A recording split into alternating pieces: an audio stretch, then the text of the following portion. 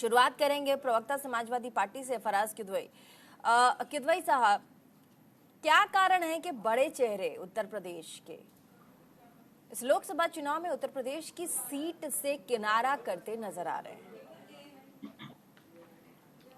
प्रीति जी, किसने कहा आपको बड़े चेहरे जो है ऐसा लग रहा है।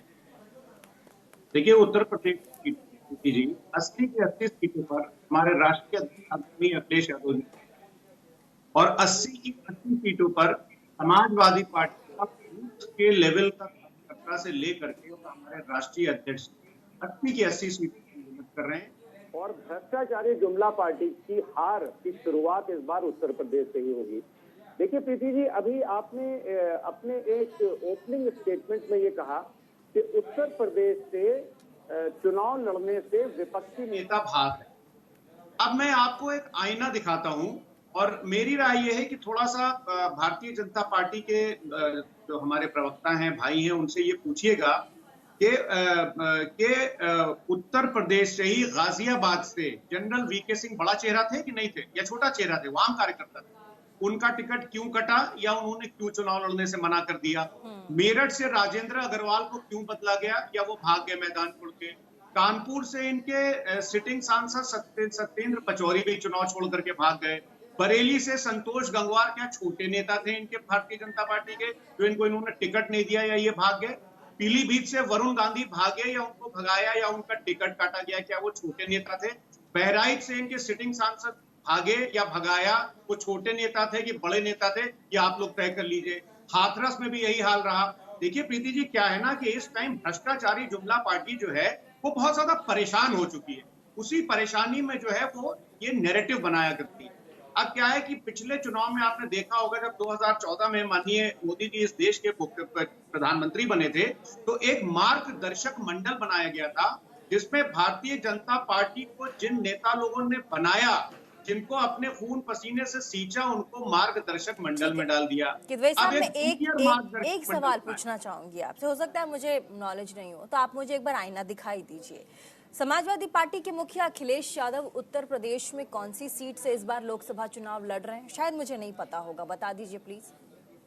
नहीं, आपको अगर नहीं पता होगा तो वो पता चल जाएगा। इतना मैं बता दूं आपको कि हमारे राष्ट्रीय अध्यक्ष आदरणीय अखिलेश यादव जी चुनाव लड़ेंगे।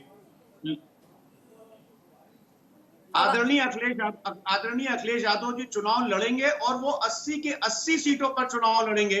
आपने प्रीति जी मेरी बात काट दी थी, ये मैं आपको एश्योरेंस दे रहा हूं। आपने मेरी बात काट दी थी। एक जूनियर मार्गदर्शक मंडल भी बना है भारतीय जनता पार्टी में, जिसमें मीनाक्षी लेखी जी को डाला गया है। क्यों? क्योंकि उन्होंने ईडी की असलियत पार्लियामेंट में बता दी थी। वरुण गांधी शिवपाल जी क्यों मना कर रहे हैं?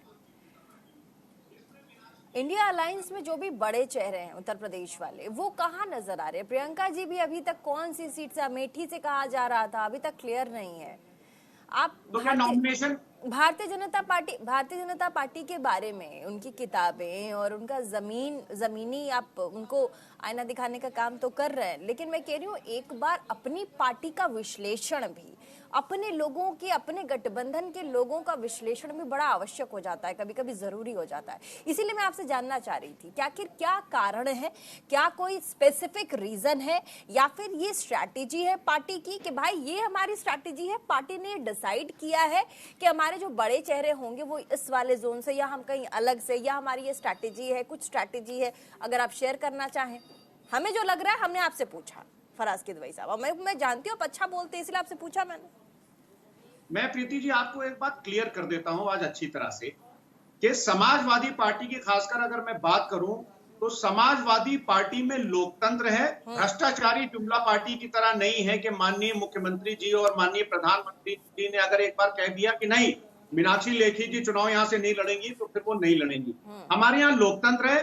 हमारे यहाँ जितना अधिकार आदरणीय शिवपाल यादव जी को चुनाव लड़ने या ना लड़ने में से उनकी राय है, डॉक्टर उतना ही अधिकार मेरा है और उतना ही